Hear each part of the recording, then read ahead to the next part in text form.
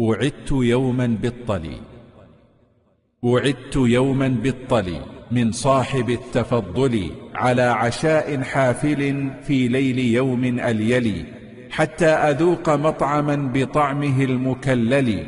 فجئته مهرولا وصرت وسط المحفل، وقد رأيت فرحة على الوجوه تعتلي. فصافحوا وأفصحوا وصحصحوا للقبل، وأنشدوني يا هلا يا لالالي يا للي، يا ضيفنا لو زرتنا لتدركن ما يلي، أنا ضيوف عندكم وأنت رب المنزل. يا ابن الشريم مرحبا في مرحب رحب السلي، وقد شممت طبخة بالفلفل المفلل، تشدني بنكهة شديدة التغلغل.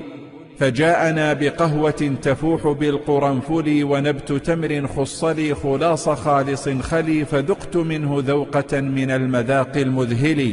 وقد دعا لسفرة تدعو إلى التأمل، بها الخروف خانع قد انحنى من الغلي، فصار مثل عاجز جثى من التذلل، من فوقه لفافة قد زملوه للصل، بقرص بر بره أبر بر برلي، والرز رز معدتي رزا كرز الكابل. وقلقلوا مقلقلا قلقل من مقلقل قلقله، فقال قل قولك في المقلقل، فقلتها مقلقلا قلقل ولا تقللي.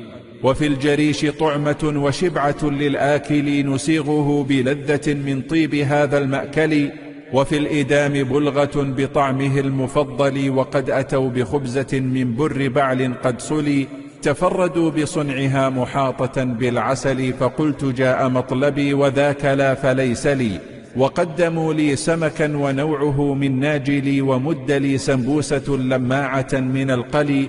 فخفت من دهونها والدهن داء منبلي، ومعدتي حميتها بحمية التقلل، من كل دهن فاتك فتكا كفتك الكلكل. رددتها وقلت لا، فالدهن سهم المقتل.